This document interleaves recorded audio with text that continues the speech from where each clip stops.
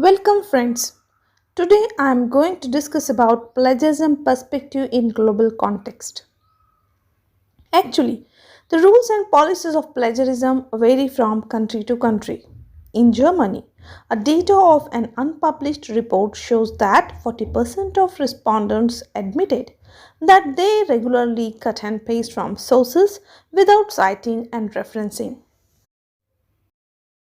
In a survey done by Impact of Policies of Plagiarism in Higher Education across Europe, reveals that 11% teachers admitted that they may have done accidentally or deliberately plagiarized in their previous work.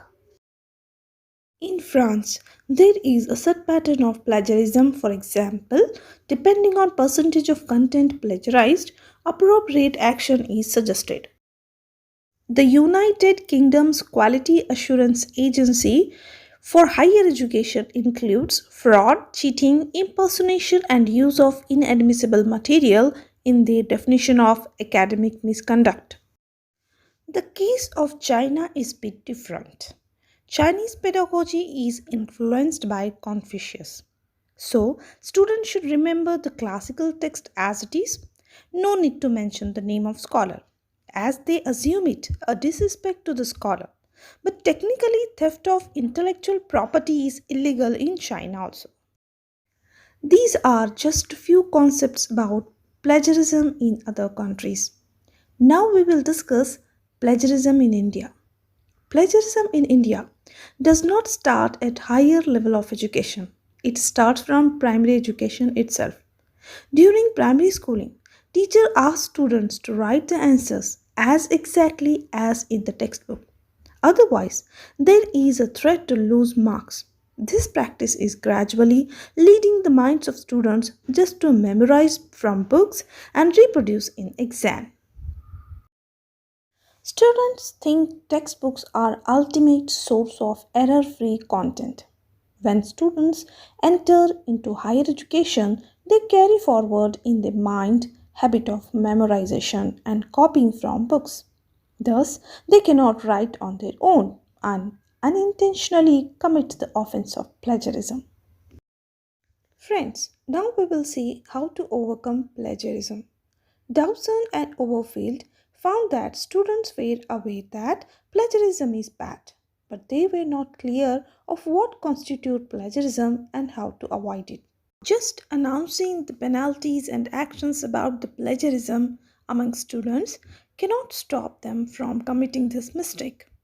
They need to understand the severity of this offense, for which there is a need to plan proper strategies and create awareness among the students. The first and most important thing which is to be done at lower level of education like primary and secondary, more emphasis should be given on writing skill and creative writing that makes them confident in writing. Teachers should encourage students for writing on their own rather than precisely copying from textbook. If someone writes by one's own, he or she will understand the importance of own write up and others as well. And thereby, they will never like to borrow someone else's writing or idea without proper attribution. Friends, there are some softwares like iThenticate, Turnitin, Viper, Plagaware, and Plagscan, etc., in which a file can be uploaded in the software. Then the software compares the content of uploaded file with other files on the internet and then gives the result of plagiarized material. Now, let us see what are the laws concerned with plagiarism in India. Plagiarism is more in higher education institution in India. Therefore, the highest decision-making body, University Grant Commission, has approved promotion of academic integrity and prevention of plagiarism in higher educational institution regulation 2018.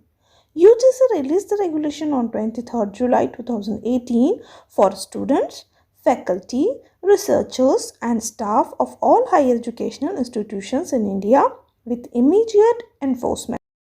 There are four levels of plagiarism. Level 0. If 10% similarity found in the content, then there is no penalty. Level 1, in which 10% to 40% similarity found in the content. For student, the penalty is to submit a revised script within a stipulated time not exceeding 6 months, and for teacher to withdraw the plagiarized paper. Level 2, 40% to 60% similarity found in the content. The punishment for student is debarred from submitting a revised script for a period of 1 year. For teachers, he or she would forfeit the annual pay raise and prohibited supervising students for 2 years. Level 3, if above 60% content is found similar, then the punishment for students registration for that program shall be cancelled. And punishment for teacher is he or she would be extended to loss of pay increase for 2 years and 3 years ban for supervising student. Oh, it's really dangerous to plagiarize. So better to work very hard, seriously, sincerely and continuously for creating something. So that's it for today's video. Thank you and take care.